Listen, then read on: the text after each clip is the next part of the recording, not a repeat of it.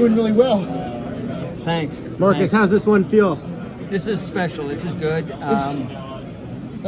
Is this the first race that I should Hang on, let me talk for a minute. Sorry. Let me just make a few statements and Sorry, then we Marcus. kind of go from there. Okay, Marcus. This is an incredible special moment. It's an incredible special place.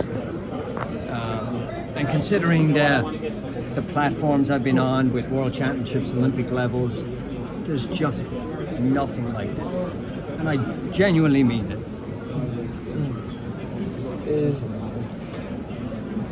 And it just gives me a lot of joy to see a bunch of young kids do something above and beyond. And I told Liam, just wait today, and I'm thinking not this long, you know. And for him to pull it through, I don't get excited that much about things, honestly. There's not a whole lot that excites me. But when I'm watching the race today, I am just exhilarated because of a bunch of young guys from all different universities. They all come here. They're all fancying themselves as being the best teams. We didn't have the best team on paper if you went number to number. You're looking at the weather, you're wishing it to be bad, you're wishing it to compress the whole field, you're wishing for the unexpected. And when you see it unfold in the way it unfolds, it's unexpected. And like, you're not picking the winner from 100 out. Nobody is at that point. And little do you know, like I didn't yesterday with Wisconsin. I see him moving out of the corner of my eye, and I knew it's late. We're not gonna make it. And likewise today, we were on the other side of it, and for Liam to edge his way to the finish line, it was just a phenomenal experience for me. And just to watch young boys grow from last year to this year, and to see them get some fruits of their efforts and their labor, I think is just phenomenal. So it's a very special moment. I can't express it to you enough, but you guys have been with me for a long time. You know what I mean. It's special, and to do it in your home court or your home track, so to speak, pen, nevertheless, it just makes for, like this morning we had 100 people at a breakfast for alumni that come in. And so it means a lot to a lot of people.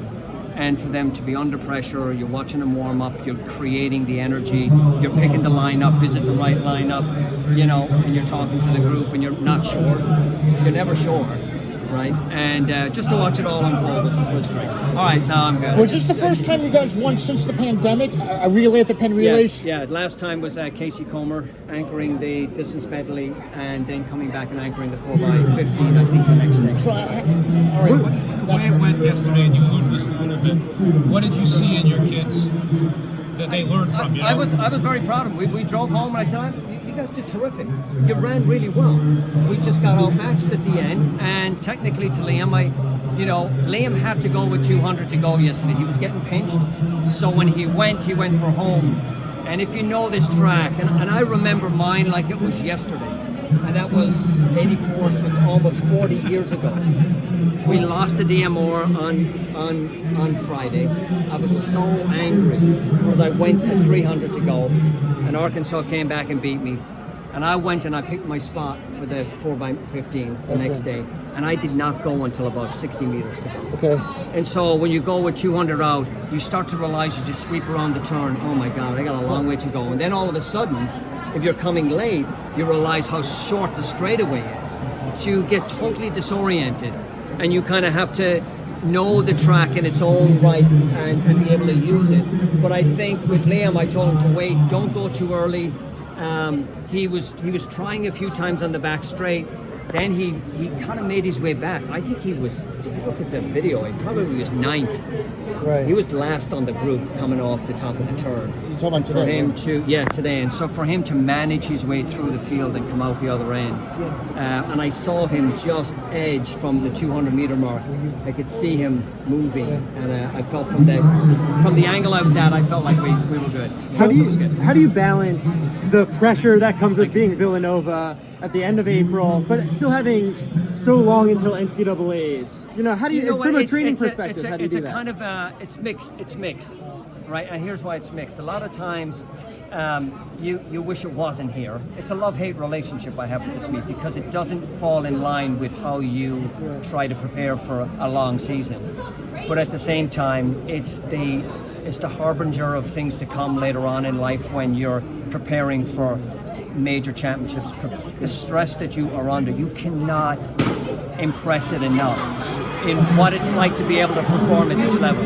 And so when I look back, I equate this in my own athletic career as a Villanovan. I equate it to World Championship stress level at that level because it's at your home ground. You will never experience the same from being outside the catchment area, but if you're here, there's so much vested interest in how we perform that the stress level is like running in your hometown, and no matter what, it'll always be more stressful.